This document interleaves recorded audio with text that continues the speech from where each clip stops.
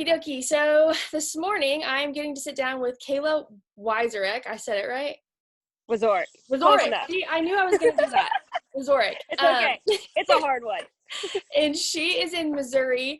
They raise cattle and grow hay, and they have some horses. And Kayla has a very interesting role in being an agriculture advocate. So we're going to chat with her today about all of that stuff. So Kayla, if you could kind of start us off by maybe just telling us a little bit about yourself, that would be great to get things going here. Sure. Thanks for having me. So I don't know, I guess a little bit background. My name is Kayla Wieczorek, and I recently retired, semi-retired, if you can call it that, from finance after being there almost a decade in the end of 2018. So Jason finally convinced me to be a stay-home farm wife, which most farm wives, each one of us have a different role. My role is literally partnering with Jason every single day. So I'm out there every single day. We do everything together, from raising the kids to doing the cows to making hay. I mean, I am more of a farm hand during the day than a farm wife. Right. But he started the hay business in high school as an SAE project in 2007, and it has just taken off. When we first got together in 2013, it was not nearly as big as it is now. Last year we produced over 40,000 small squares. Wow. Okay. So that's hay is our main income. So our hay isn't like what other people do hay for, just kind of as a fun thing. It's our business. Okay.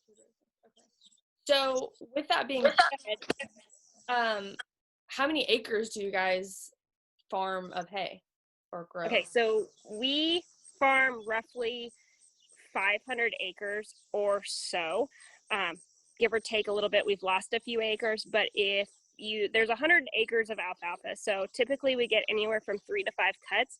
So Okay. that right there can be anywhere from 300 to 500 acres of alfalfa each summer. Okay. We're getting ready to do our 3rd cut in hopes to get a 4th cut in September. So Gotcha. so when it doesn't seem like a lot until you start doing hay. Right. And then it's like an ongoing thing from like April, May till September, October. Yeah. Can you maybe explain the process of like ground to harvest is not the right word, raking and all of that kind of stuff and picking up the baler? Sure. So we start with mowing. We use 2 mowers typically. It just makes things go faster. It means everything dries about the same time versus if you just ran 1 mower, and 1 mower would be, okay, so you'd start at one side of the field and go through. Running 2 gives it a little bit more of that equal playing field to dry wise. So we run John Deere mower conditioners, which is a little bit different than some guys use because they use like a sickle bar style, whereas ours crimps the hay. So when it's cut, put my cup down, when it cuts, it crimps and it helps to dry that out. It starts the drying process right from the get-go, and so we don't ted. So you hear a lot of people doing an extra step called tedding, and it kind of flakes the hay out to evenly dry. We skip that. Okay. We mow on one day, and to be honest, the better time to mow is mid-afternoon. It makes the hay sweeter. And we sell a lot to our horse barns. We have 5 stables. We supply 4 all throughout the year, and then we have all our little clients too. But most of ours is hay clients go to the horse people. Gotcha. Which is why we do small squares. So after the hay lays for a day, sometimes 2 days, depending on the humidity and how warm it is. If it's a 90-degree day, we have been known to lay it down like on a Monday and be baling on a Tuesday. If the weather and humidity play a huge part. And then you rake it. We have a 16-wheel speed rake. It's a high-capacity rake. It makes it windrows really fluffy and really big. So if you've seen my YouTube channel, you guys can see like the windrows are as wide as my hood on the tractor when it goes over it. Mm-hmm. And we have an inline baler. It's a small baler, and it goes right over the hay. We don't drive on our hay. But okay. If you get caught driving on the hay, you might get a little butt chewing from Jason. It's important to drive on the hay. Got it. Yeah. It's very important. So then we have an inline baler. It's a Massey Ferguson 1840. This is the second baler just like this. We traded ours off last year for a new model. And it is attached to what's called a Kuhn's accumulator. It looks like a train when you're pulling it because it has the tractor, the baler, and the accumulator is hooked all together. It's a long train. It's what I drive. It's my favorite part of it. So the baler plunges away, right? And so instead of most people hand stack their hay, I don't do that. It's attached and it goes up, makes a 90-degree turn, and then goes down the chute and sets it in piles of 15. So each grab has 15 small squares, making it easy for Jason to come by with the skid loader and grapple and pick it up and set it on the trailer. So with you, I know you said your customers is mostly horse, but are those usually local people, or do you guys ship? Like how? We ship. So a good portion of us, we deliver it ourselves most of the time. So the furthest Jason has taken hay is down to Chicago, Illinois. And then we've also went to Cuba, Missouri, which is about an hour and a half away from us, maybe 2 hours roughly. But we ship majority of our stuff and deliver it ourselves. We guarantee the hay. So if you get a bad bale, we ask that you call us, and you can't feed it because we want to make sure it really is bad. And we honor that because quality means everything to us. If you don't have good quality, you can't have a good reputation and good clientele. Awesome. I think that's a very important point, actually, just in agriculture in general. I've talked about it with so many people that all of the hard work and time and effort that goes into their product. And it doesn't make any sense for there to be a bad product out there to represent that farmer or individual rancher, whatever it may be, to kind of downgrade their name and reputation. Right. And like Jason has built this business from scratch. We're first generation farmers. So everything we do, thankfully, both sides of our parents back us and support us and help us when we need to, because it is just Jason and I now. But we recently swapped over to big squares because we couldn't compete with the round bales in the area. I don't want to say other people buy round bale junk, but it's roadway hay or hay that, they just didn't have time, or out in their fields, that kind of thing. Whereas we spend a lot of time fertilizing. We soil sample. You think about the guys that row crop harvest, they're out there checking fields. So are we. Jason's out there weekly. We're looking at stands. We're fertilizing. We're making sure we're doing what we need to do to produce good quality stuff. Right. So there's a lot more that goes into it than just raking some hay up at the end of the day. Yeah, there's a lot. You mentioned that you guys were first generation farmers. I know also you said your husband had started this as an SAE project, which I literally just put up an interview with my cousins where we talked about FFA and 4-H. Yeah. So perfect timing on that. But what about you? What's your background? Did you have an agriculture background growing up, or? Okay. I did. So my grandparents and my dad helped them farm. So my great-grandparents, my dad farmed. I grew up doing it all. We row cropped, and we had cattle and hogs. And Jason had hogs too when he was little, with his mom and dad at their previous place. But we weren't hand-given that. My family sold out when I was still in high school. So I really kind of thought all my AK farming dreams were down the drain. And then when we met Jason, and we just kept expanding, it was we qualify as first timers in Missouri with like our USDA loans and everything that we have, because we didn't take something over. We started it from scratch. Right. Okay. Interesting. That's also a great point, because I think sometimes the word first generation farmers are very associated with zero agriculture background, but they have nothing. Yeah. So I'm glad you brought that up. So you guys also have cattle, and what does that entail for you guys? Okay, so it started out as me having 2 little bottle calves in 2007, and I finally bribed Jason and his parents to let me have some more, and then it just kept growing, and it actually started as a way for us to feed the AKA bad hay. When we bought it back, we couldn't feed moldy hay to our own horses, but you can feed a little bit of moldy hay to cows. You can, turn that in to mixed feed for cows. And that was a way for us to have a secondary income per se, was to have cattle. So right now we're still in that growing phase of our beef production. We have, I think Jason counted up roughly 60 head of cows, and they all have calves or will have calves on the side of them.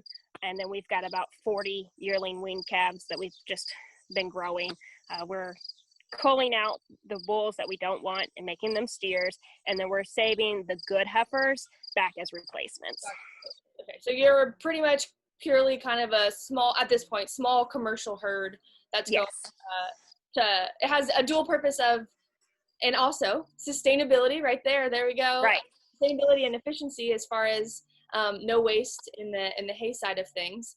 But then are you guys marketing them on your own, or is it kind of selling to So right now we're just selling it local at our local sale barn, but eventually with time, as it grows, we're hoping to do direct beef marketing. So that means we would want to get our steers up, process them ourselves, and in hopes to sell our meat ourselves. Gotcha. Okay. Well, but it's all with time. Yeah. It's a growing process for sure. That's what we, growing up in California, we have lots of Angus cattle and Hereford cattle and all that kind of stuff. But then coming to Texas, I haven't had any cows. And then we got this bottle baby. So I think I've talked my boyfriend into getting a few extras. So our herd will probably be growing soon as well. Kind of a similar situation to you guys. So with the horses though, are those purely, you're good. Are the horses purely fun and enjoyment, or what role do they play on your guys' operation?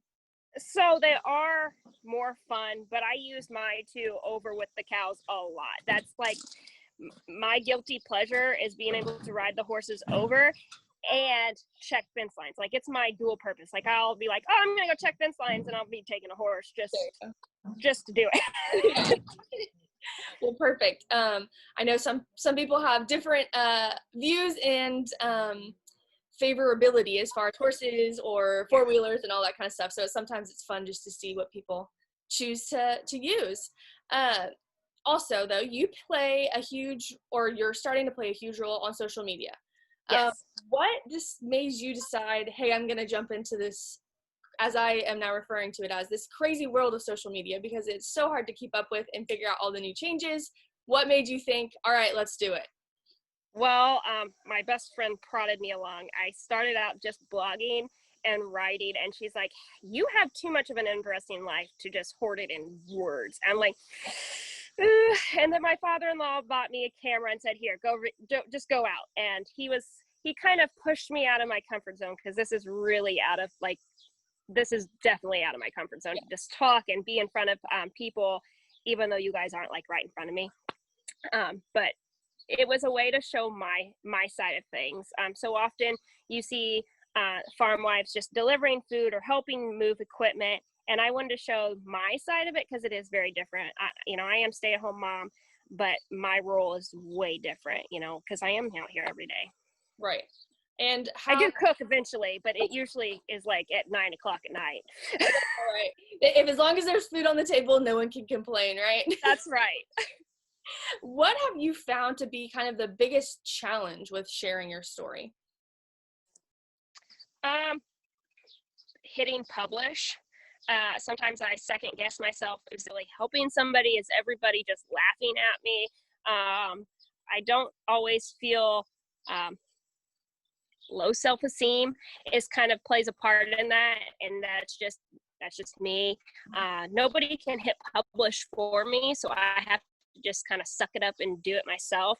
A lot of what I post is just me being me, and if you guys showed up at the farm, this is what you're gonna see regardless. Right. Yeah, that's one thing about you, and I think the majority of people, I'd say, probably in the agriculture community, is it is real, and it's not sugar-coated in any way, which I think is good, because I think that people, this is what people are going through that are helping to put food on your table. Yeah. You recently also were given a title, and I'm going to read it because I want to make sure I get it right. 2021 Missouri Elite Miss Agriculture USA. Yes. All right. So I have this beautiful crown at home that I have yet to wear out in public, because I'm afraid that I'm going to drop it off my head. And my reign starts now, but the title officially starts in 2021. So it's just me doing the same thing I'm doing regardless of the crown or not. It's me advocating agriculture and me sharing my story and getting people involved, regardless of if you guys live on the farm or live in the city, to know where your food comes from. Do your research. It was funny that my daughter, who's 4, she's like, "Where's the chocolate milk come from?" And I'm like, "Cows. Brown cows? No, not brown cows. Here, you want in too?" Hey there. Can you say hi? Hi. How are you? Can you say hi that you're good? Good. Okay, go take care of your chickens, okay? Go down, go check your chickens. She just finally migrated down.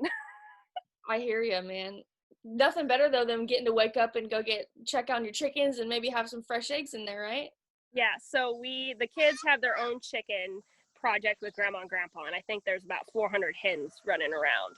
So Keaton, our son, who is going to be 10 this fall, him and Grandma went to farmer's market with eggs this morning. So well, there you go. That's a cool little entrepreneurial. Yeah. Well, awesome. What if you could maybe share something with somebody not necessarily in the agriculture industry or community, what is like a big take-home message you would want to share with them? Oh my goodness.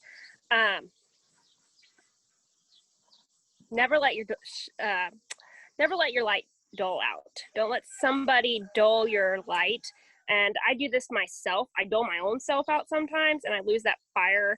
But don't take to heart what everybody says. They're only out there to get themselves one step higher. You find this little group of niche, and it's probably 5-10 people that support you all the way, and then all these other people are out there, they're just looking for one step better for themselves. Find your niche, find what you're good at, and never let your light shine out. Excellent advice. That's words to live by right there from Kayla. Yeah. One thing that I think you do an excellent job of is, like you said, pretty much just showing daily life on the farm and the things that go into that. How has that kind of maybe not changed your daily life, because I think you're literally just showing what you're doing in the day, but is there a new kind of appreciation, or has it altered the way you do things at all now that you are kind of sharing your story on a grand scope of things? Yeah, it definitely takes to heart, like, all the little things. Like, sometimes I get caught up in videoing, and one of the kids will do something in the background, and when I go back and edit, I'm like, I missed that. Yeah. So sometimes I just set the camera down and I video just what they're doing, and I'm right there inside of it. So I can, like, those aren't pieces that I always share with everybody else. Those are take-home files for myself. Right. Because one of the reasons I'm home is to be home with the kids and be able to do things more with them, regardless if they're in the tractor or not. Yeah, absolutely. It was one of those big, I'm not home, because when I was working in finance, I was gone 65 hours a week on top of everything else. Like, I was still getting up at 4 to try to work courses and help Jason after work. And it was just, I had a really good job, but it was slowly killing me because it wasn't making me happy anymore. Yeah. And sometimes as we get older, I think that's when people go through those job changes, it's not necessarily because they're having a midlife crisis. I think it's because they finally wake up and realize, hey, there's something better out there that I can be doing and I'm good at. And that was an aha moment for me. Right. So since you're just mentioned the finance side of things, what was that like, going from like a business, or not, excuse me, not a business, but like an office job to, working outside? Freedom. There's no more dresses and high heels and making sure I look pretty every day. It's just me being me, because I'm definitely not one of those girly girl, need to like cake on the makeup, and I'm lucky to brush my hair and put a hat on. I hear you. That's how I felt this morning. That's what I was like, oh no, we've been mowing for 45 minutes. I'm already sweating. I got to run in real quick because I got this interview. But with sharing your story on social media, what would you say is like your main audience? Is it agriculture people or kind of general consumer, or is there kind of a mix? I think there's a good mix. Like I have a nice between Instagram and Facebook and YouTube, I have a good mix. It's not one or the other, and that's nice because I feel like I'm touching other people, not just in the ag world. Yeah. So to kind of start to wrap things up here, Kayla, if you could share something with somebody just kind of about either yourself or the industry that your family has chosen to work and love, what's something that might be? Goodness. Do what you love, because if you don't love it, it's hard work, and we do hard work. If we didn't love the hay business that we do, I don't think I would do it. I mean, there's days we're out here, my day starts at 4 a.m. and there's some days I don't even go to bed because we're still hauling hay in at 2 a.m. Yeah. It's long, hot hours. It's not like row croppers that, they plant the crop and then they just watch it for several months and then they harvest it for a couple weeks and they're done. Hay is the nonstop going unless it's raining, that kind of thing. And regardless if you're in the hay business or the row crop side of it or the dairy side of it or just your gardening, do what you love, because it'll never be a job if you love it. Could not agree anymore with that statement, that's for sure.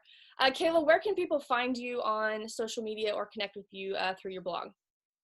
Chronicles of a Farmer's Wife. If you type in any of that, you will find me just about anywhere.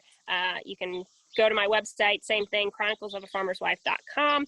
You can hunt it down through Kayla Wieczorek or that at YouTube. I'm easily reached. Perfect. Well, Kayla, thank you so much for taking time out of your busy schedule to chat with me this morning. I hope you guys have a great rest of your day. I hope you get some eggs and some good stuff out of your hen house. Did you find anything good? Just a rock today at the moment, right? Tell them bye. Say see you later. Thank you so much. Have a great day. Thank you. You too.